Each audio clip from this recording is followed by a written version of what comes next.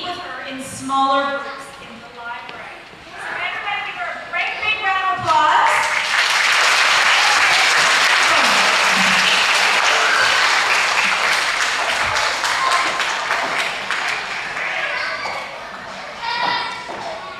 Does this work better? Okay, that's better.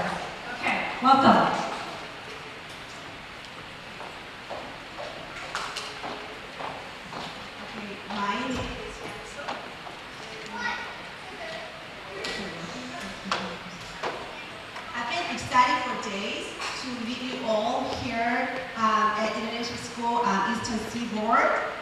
I write children's book stories and I illustrate them.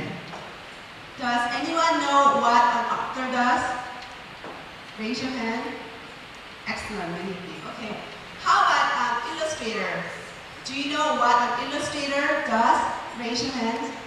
Excellent. Okay. So you will see what an author does and what an illustrator does when they make a book. So I'm going to show you how I got to write the Name Jar book. And as you can see, you're looking at Eun-hye. Her name is Eun-hye. And like many of you, Eun-hye moved to a foreign country and she studied a new school. And on her very first school bus ride, she got teased because of her name. So when she arrived at her new classroom, she decided to pick a new English name. So she told her new classmate, that she would pick a new English name within a few days. So obviously this is a story about names. And I'm going to tell you a short story about Alexander the Great, because this is a story about name as well. Alexander the Great has conquered many nations, almost the entire known world, with his vast army. And one day, he was walking around in the campgrounds, and he saw this soldier on guard duty, and the soldier was sleeping. So the Alexander the Great asked the soldier, "Soldier, what is your name?" And then the soldier trembled and he said, "My name is Alexander, sir." And Alexander the Great asked him again, "What is your name?" And soldier answered the same. Alexander the Great asked one more time. And the soldier said, "My name is Alexander, sir." Alexander the Great looked the soldier in the eye, straight in the eye, and he said, "Soldier, either change your name or change your behavior." So it's a story that shows how important our names are. But some names cannot be helped by changing your behavior. What if you have a name that's kind of hard to pronounce? Has anyone been teased because of her name? Raise your hand. Yeah? Okay. So try to pronounce these names. These are real names of real people without slurring or spitting. And actually the second one is a Thai name. Can you try to say it aloud? How about the second one?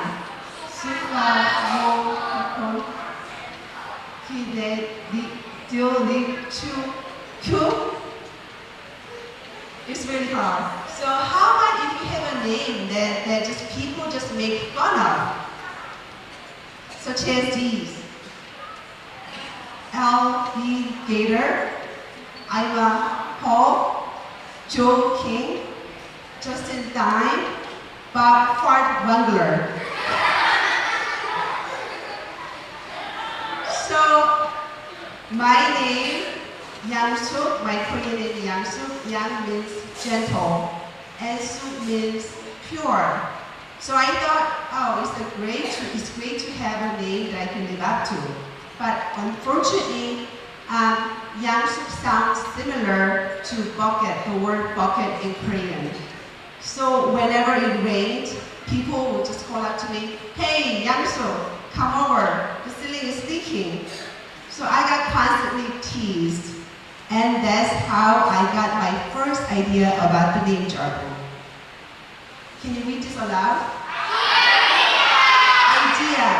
Everything starts with an idea. Everything. So my very first idea was to write about this girl who is having a problem with her name.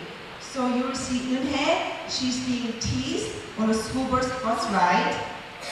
And then I had my second idea. And second idea was a random idea because I had this jar. And I just like this jar so much, I thought, okay, I'm gonna put this jar into a story. So somehow it would fit into a story. And this jar is actually a kimchi jar. Kimchi is this Korean food that tastes so good, but it smells so bad. So I have this jar. So in the name jar story, Eunhae's classmates start putting English names on piece of papers and put the name into this jar. But then a day before Eunhae is supposed to pick her new name, the jar disappeared. So that was my third idea. Who took the jar? So ideas like this do not always come to my head. Sometimes I get stuck without an idea. It's not like I hear, and I open the door, and this thing comes in and say, "Yangsu, I have an idea. I came to help you out." That would be great, but that doesn't happen. Do you have any suggestions for me if I get stuck without an idea? Anyone? What do you do? What would you do when you get stuck with no idea? Okay, raise your hand. One, just sit and wait for an idea to come. Okay, two of you. Oh, okay, several of you. Okay. Okay, number two, give up writing. Okay, a few of you. Okay, go look around. Okay, excellent. Okay. Or take a nap. Yes, so when I get stuck without an idea, I don't just sit around and wait for an idea to come to my head. So sometimes I just go take a walk in my neighborhood and I look at houses and wonder who lives behind that window. Or sometimes I talk to my neighbors. Or sometimes I go visit some animals at a zoo, because animals always give me funny ideas. And sometimes I will just travel far to a foreign country. So I look for an idea. I don't wait for an idea. I look and I go hunt for an idea. I look everywhere and anywhere until I get finally inspired with an idea. So this world is just full of interesting things, and because of that, sometimes I just get so many ideas. Have you ever lost anything just really valuable? Have you ever lost your favorite toy? Yeah. Or have you ever lost your baby brother at a shopping center? Yeah. So what would you do to keep your ideas and not lose your ideas? Any suggestions? Where would you store your ideas when you have so many ideas? Raise your hand. In my brain. Excellent. Yeah, you could make a mental note. In my idea bank. Yeah. Okay. 3, in my pocket. Maybe on a piece of paper. Okay. In the freezer.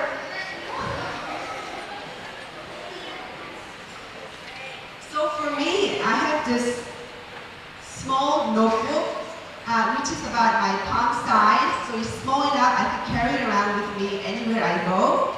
So sometimes, as you can see, I write down my ideas in writing, sometimes in English, or sometimes in Korean. In English, my brother doesn't know English, So if I write it in English and my brother do not steal my idea, or sometimes I store my ideas in images. So do you see some pictures? Yeah. So I carry this notebook around, my idea book around, because I do not know when a new idea might come to me. So I always want to be prepared by carrying this idea book. Can you read this aloud? Thank you. So once I have an idea that interests me, then I want to learn more about my idea. So sometimes I research online on the computer to learn more about my idea. And sometimes I just go simply ask people who knows a lot about my idea. And sometimes I read. And I enjoy reading, and I not only read books, but I read other than books. I read cereal box, I read street signs, I read menus, I read just about anything, because that way I can get a lot of information. But my favorite thing to read is a treasure huntlet. How many of you like to read? Excellent, most of you like to read. Can you read this aloud? Right. So once I have some ideas and I have researched about my ideas, then I'm ready to write. So this is a sample of my writing, and as you can see, the words typed are my writing, and some of the handwritten notes are from my friends. So sometimes after I do some writing, I'll show it to my friends, and my friends will tell me some of their opinions. They'll tell me, oh, Yamsu, this part is great, so keep on going with this part. But sometimes they will say, oh, I almost fell asleep reading this part. You gotta make it better. So when you're ready to write, I want you to team up with a friend or so and exchange your writing and get feedback from each other.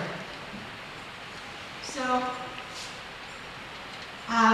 writers write with words, and artists tell stories maybe with images by drawing or cartooning and things like that. But actually, everyone tells a story with their life by the way we live. So there are three things about stories. In every story, just like our lives, there are problems and obstacles. So you are each one of you are the main character of your life story. So just like our lives, we have problems and obstacles. You say anyone who does not have any problem or whatsoever. No? And secondly, we do not know how it will end. We do not know what will happen to us tomorrow or next year. And number three, the main character transforms. If the main character does not change, the story isn't over yet. And it's the hardship or problem that changes a character. And a great character is grown through struggles. So now based upon this, we're gonna build up a story together. And I have this idea about Benji Marsh. And this is just an idea, and then together, we're gonna build up the story. Okay. Benji Marsh is a hedgehog / turtle / chameleon who is recently having the worst time with his stepbrother, Don, a plain old turtle, at home. So Benji decides to leave home at 4:44 in the morning. So does Benji have a problem? Yeah? Okay. Does Benji know what will happen to him? No? right? So that's Benji, hedgehog, turtle, and chameleon. Is he going to face danger? What do you think? Yeah, maybe, perhaps, right? Is he going to get to have some adventure and have some fun? Raise your hand. Yeah? Okay. So how about, is there any possibility for Benji to get into some sorrowful situation? In a sad happening? Yeah? What do you think? So we do not know unless we start writing about Benji and finish the story, right? So in every story there's a mystery. If the main character grows up in a nice family, with a nice family, in a nice neighborhood, and has lots of nice friends, and even has some superpower, then no one's gonna read the story because it's boring. There's no mystery.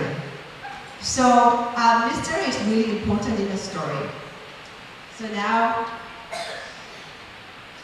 are you ready to read out a story together? Yeah? So here on the bottom, you see a little Benji, right? So let's say that Benji hears about this flamingo on the top, and the flamingo is supposed to be wise. So Benji wants to go meet the flamingo. Maybe the flamingo could give Benji some wisdom on how to get along with his stepbrother. Okay? So Benji has never traveled before. So Benji's going on a path that he has never taken before. So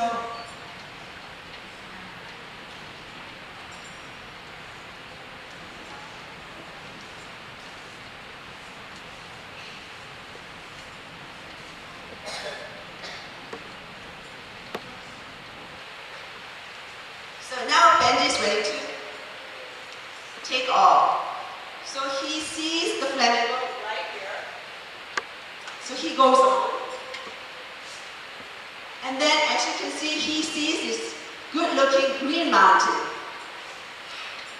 So he thinks, oh, maybe something great might be behind that mountain. I'm going to check it out. So he goes on this path. Green mountain. So he arrives at the mountain, but behind the mountain, he sees nothing but desert. Just flat desert. So he is disappointed. So what should Benji do now? You can speak aloud.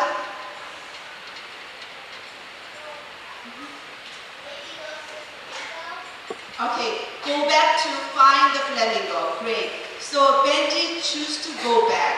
So even though he made a wrong choice, he chooses to go back.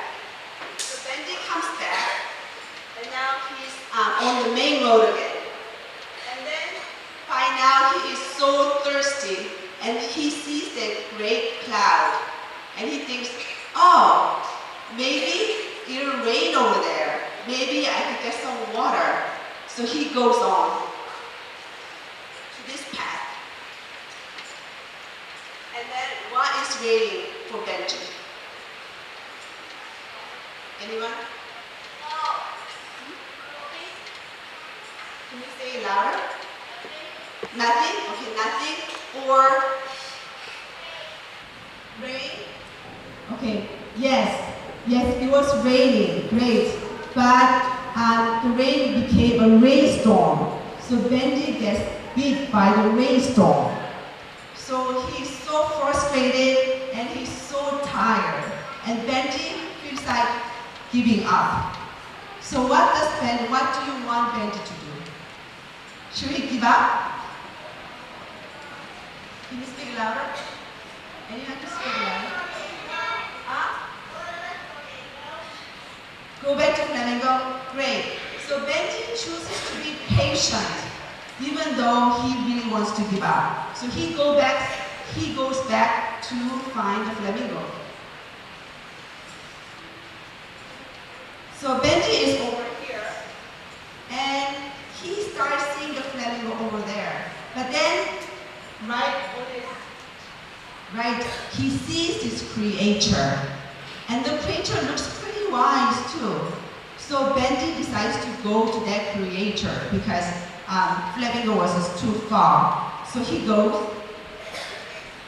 And then the creature turns out to be, anyone has an idea? Yeah? Can you say it a little louder? Predator? Oh, creature? Did you say evil creature? Predator, okay. So this wise-looking creature turns out to be a predator. So he wants to get Benji and wants to eat Benji. So Benji runs. He runs. So he comes back here. Now, what do you want Benji to do? Okay. How about over this side?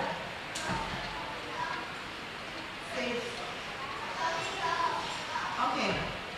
Now, Benji decides to go back to Flamingo. So he is right here and he goes on that path to Flamingo. So in the end, he finds the Flamingo. That's the end of the story. Thank you. So, what do you think makes a great character? Does anyone have any thoughts on that? What makes a great character? Never give up. Okay, excellent. Anybody else on that side?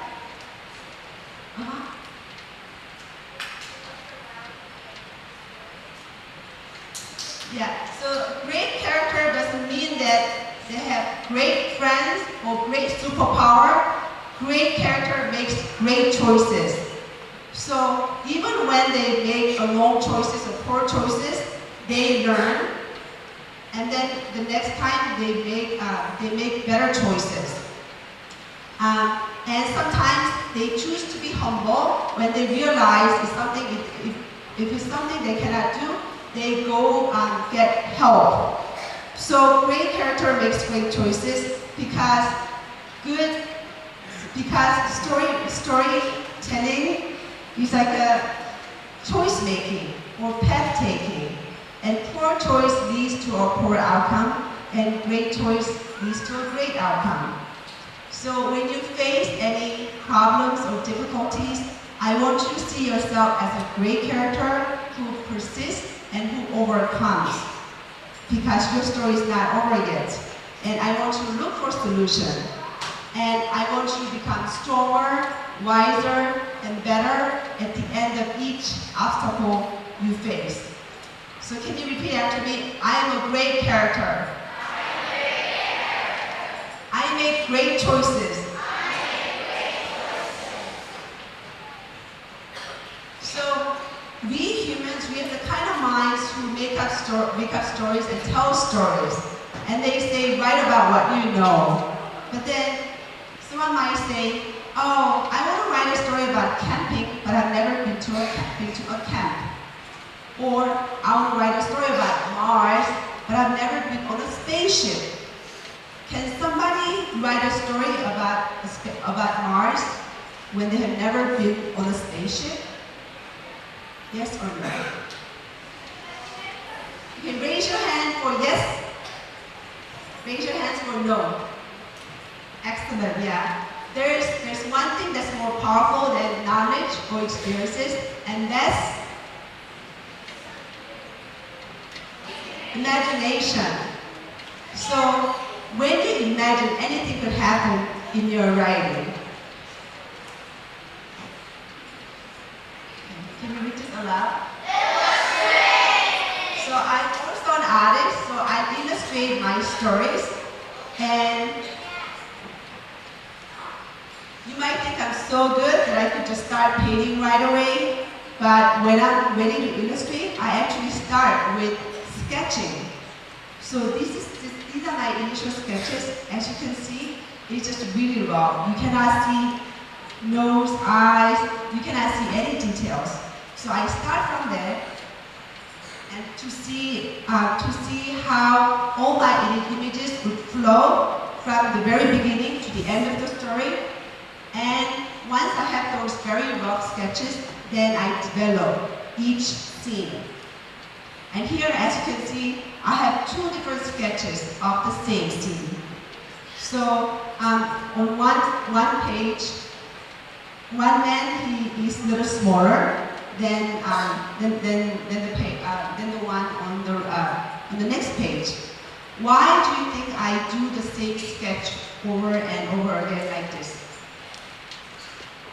Yeah?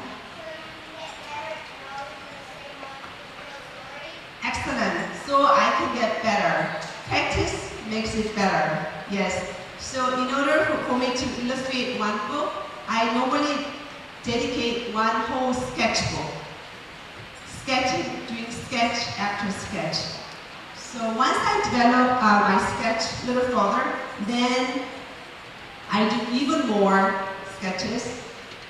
And this is the initial cover sketch for the name jar book. As you can see, it's a little different.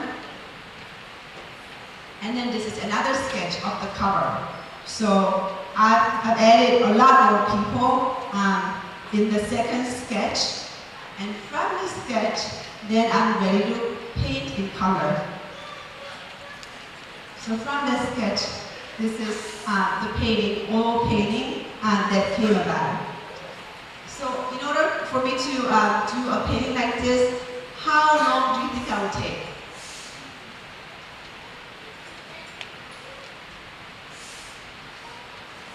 Yeah. 2 hours? Anybody else from this side?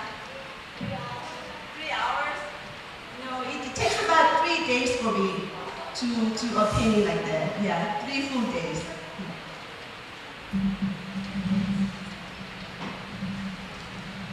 So for me to do illustrations for one whole book could easily take up a few months.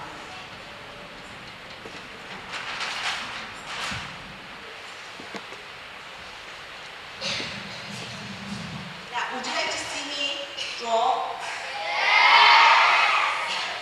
So when I want to draw, I don't always know what to draw. But because I feel like drawing, I just draw. And sometimes I just start with such rough shape. What does it look like to you? Even I myself do not know what would happen in my drawing. Okay, so now I have this base, and then from here I just develop. So I came from Bangkok yesterday. And on the way to Germany, I saw a lot of little mountains.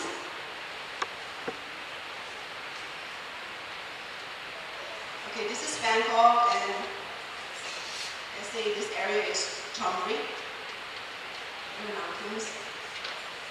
And then in Chonburi, I see bigger mountains.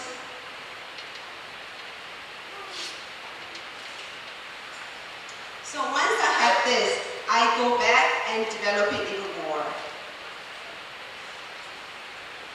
So I noticed that all the roads in Bangkok were like narrow like this, and then the roads got a little wider, and you have more space around here,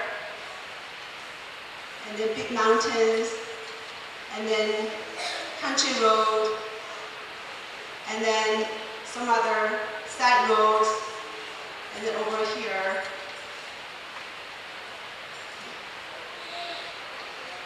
So I go back and develop it even more.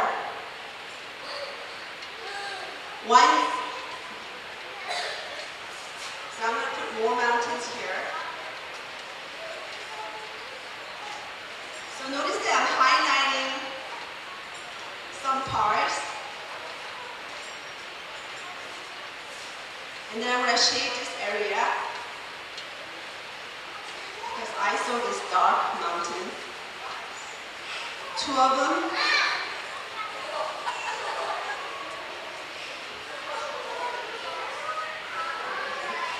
And I saw this upside down tree.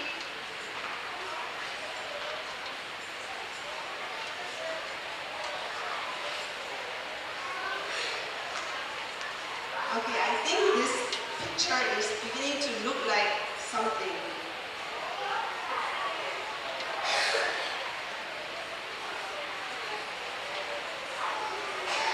Okay, what does it look like to you now? Alligator? Anybody else? Alligator? Yes, this Siamese alligator. So once I'm done with it, I usually have my name stamp, and I will just stamp it right here. Then my drawing is complete. So see how I started with the very rough lines, and then it became this alligator creature. Okay.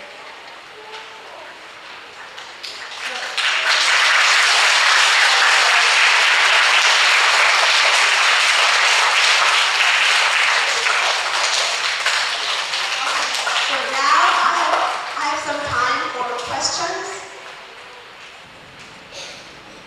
Yeah. How did I become so good at drawing? I started drawing ever since I was a 4-year-old. So I would just draw every day. So only by drawing a lot, I became better at drawing. How long have I been living in Korea? I've lived in Korea for first 20 years, and now I live in U.S.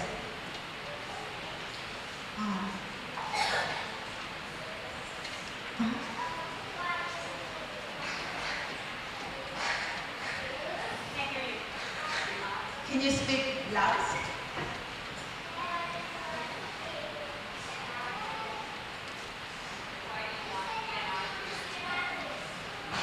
Oh, why did I want to be an artist? Because I love drawing and I love painting, and I can't help myself. My hand is always moving, and I have to stop my hand. Otherwise, every time I see a piece of paper, my hand will just doodle. So I can't help myself. How about over this side? Okay.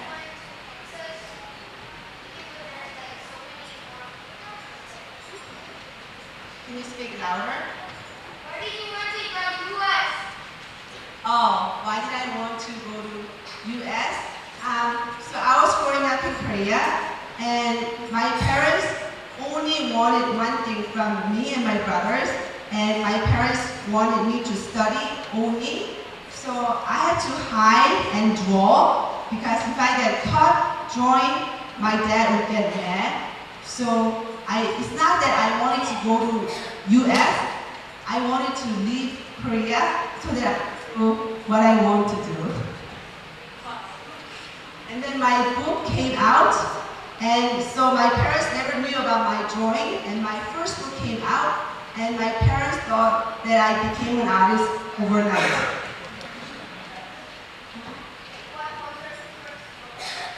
My first book that came out is called Sun Girl and the Moon Boy.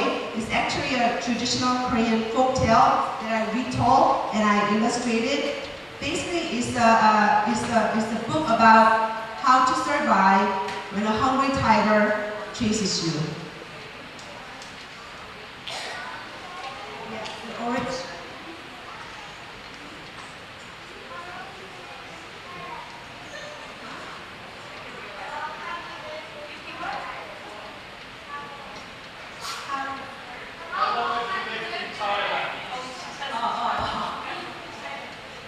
About 1 week.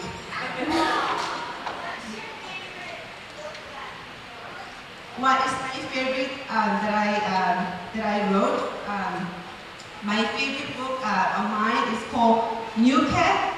One day I read a newspaper article and I live in New York City, and the newspaper article said New York City lost its battle against rats because the number of rats has gone up 50%. Does your school have rats? Rodents? No? In many schools in New York, they have rats. So I thought, okay, I'm going to have to write a story about this nasty rat in New York City. And I put the rat in a tofu factory because tofu is such a healthy and clean food. And I thought, wow, this New York City rat has invaded this tofu factory. So that's my favorite stories.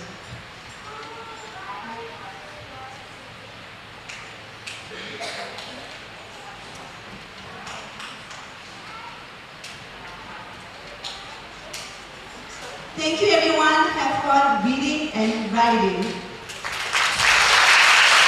thank you to our different authors today, and I know many of you came up and had some great questions. So please remember those questions. You will all have a chance to meet with her either today or tomorrow in the library in your workshop sessions. So a big thank you to Ms. Choi today.